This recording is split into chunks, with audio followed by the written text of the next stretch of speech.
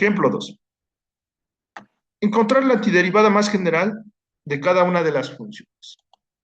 Tenemos este conjunto de funciones. Bien, la primera de ellas es f de x igual al seno de x. La segunda es 1 sobre x menos 5. X a la n para n diferente de menos 1. 2x, coseno de 4x, 2x más el coseno de x. Veamos cada uno de estas. Bien, el primero de ellos, su antiderivada va a ser menos coseno de x más la constante. El estudiante, si tiene su tabla de derivadas, puede observar que justamente la derivada del coseno de x, es decir, vamos a derivar a f de x, las que vamos a ir proponiendo para cada caso. Y entonces al derivar coseno de x va a ser menos el seno de x. Y con este menos que ya está aquí, menos por menos, pues va a dar más.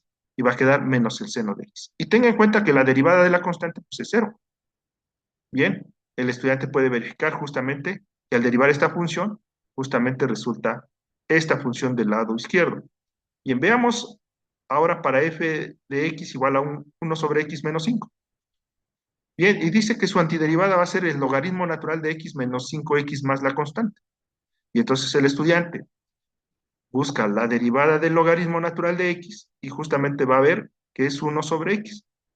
Y que justamente aplicando las propiedades de la derivada, ¿sí? Y de la derivada de la función identidad, tenemos que menos 5x su derivada, pues solamente va a ser la constante, el coeficiente, menos 5.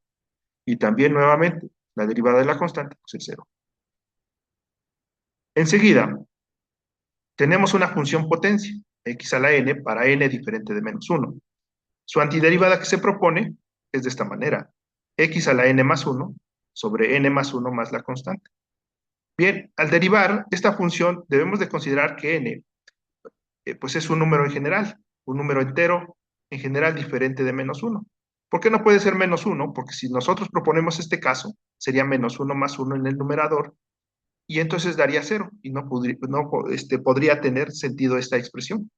Entonces es para cualquier número entero o natural diferente de menos 1. Y vamos a aplicar justamente la regla de la potencia, ¿sí? Que aparece en nuestra tabla de derivadas, donde por supuesto que en la tabla de derivadas aparecen solamente como x a la n. Aquí nosotros tenemos x a la n más 1. Lo aplicamos de igual forma, ahora teniendo n más 1. Y entonces n más 1, que es el exponente, lo pasamos multiplicando a la expresión que es la función, ¿sí? Y entonces hacemos la regla de la potencia para la derivada al restar una unidad del exponente, y entonces quedaría n más 1 menos 1, y entonces solamente quedaría n, porque más 1 menos 1 se va a cancelar. Y todo eso multiplicado por n más 1, el mismo exponente. Pero el numerador también es n más 1. Entonces se puede cancelar y justamente vamos a tener solamente x a la n. Y por supuesto que la derivada de la constante pues también es 0. Bien, veamos f de x igual a 2x. Es muy fácil decir que su antiderivada es x al cuadrado más la constante. Pues justamente de la misma regla de la potencia o de la regla para la derivada de la función cuadrática, pues justamente el exponente pasa multiplicando al coeficiente y quedaría como 2x. Y el 2 exponente, le restamos una unidad, solamente va a quedar 1. Y sería 2x a la 1. Pero recuerde que por simplicidad del álgebra, solamente sería 2x, que que el exponente cuando es 1 se omite. Y por supuesto, nuevamente, la constante, su derivada, pues va a ser 0. Ya no lo escribimos. Bien. Ahora tenemos la función g de x igual al coseno de 4x. Bien, no solamente vamos a utilizar nuestra tabla de derivadas, ¿sí? Donde tenemos a las funciones trigonométricas, sus derivadas, por supuesto, sino que también la regla de la cadena, ¿sí? Porque el argumento de la función coseno es 4x, es decir, es una función compuesta, coseno de 4x, coseno evaluado en otra función llamada 4x. Bien, y entonces dice que su antiderivada va a ser el seno de 4x sobre 4 más la constante. Y entonces al aplicar la regla de la cadena a la función que está en el numerador seno de 4x, diría, la derivada del seno, pues es justamente el coseno, coseno de 4x, por la derivada de 4x.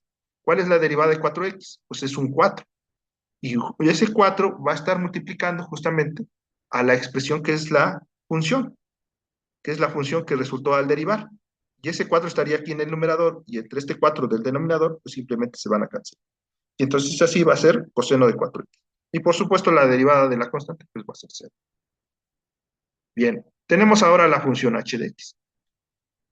Sería su antiderivada h mayúscula de x igual a x al cuadrado más el seno de x más la constante.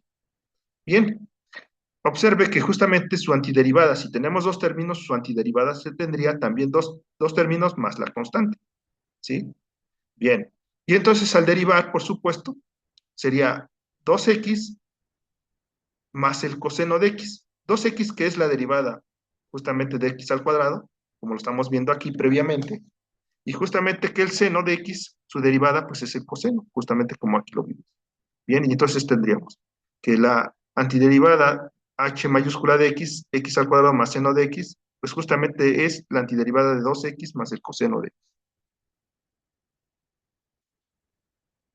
Y bien, entonces hemos dicho que se puede comprobar derivando la función f, es decir, derivando cada una de estas funciones del lado derecho y obtener la función del lado izquierdo que corresponda. Bien, para que se cumpla justamente la condición de la definición de primitiva o antiderivada.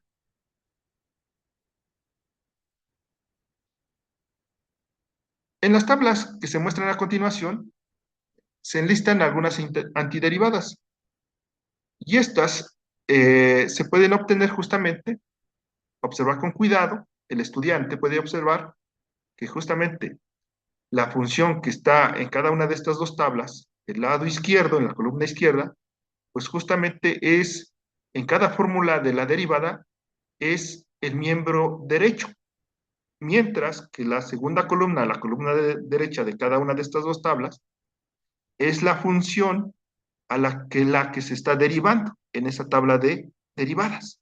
Tener en cuenta el caso de los signos, por supuesto. Si aquí este es negativo, es porque es menos seno de x el resultado, ¿sí? Y entonces se invierten los signos. Bien, de igual manera, el estudiante puede observar que justamente al derivar tangente de x del lado derecho, se obtiene la función secante cuadrada de x. Y entonces, así la secante cuadrada de x, que es el resultado de la fórmula en la derivada, va a ser la función f minúscula y su antiderivada va a ser la tangente de x. Y el estudiante puede ver esa regularidad con estas auxiliares de estas tablas y puede obtener todas las antiderivadas de su tabla de derivadas. Bien, en particular, la primera fórmula se afirma que las antiderivadas de una constante multiplicada por una función es una constante multiplicada por la antiderivada de la función. En la segunda fórmula se afirma que las antiderivadas de una suma es la suma de antiderivadas y se usa la notación como sigue. Bien, ¿qué quiere decir esto? Que justamente como las reglas de derivación, ¿sí? Para la suma, para el producto, para el múltiplo constante, para la suma y resta, y para el múltiplo constante, se ocupan también para el proceso de antiderivación. Bien, y así podemos obtener una antiderivada más general a partir de las particulares de la tabla que tenemos que sumar una constante o constantes, como en el ejemplo que hemos tratado.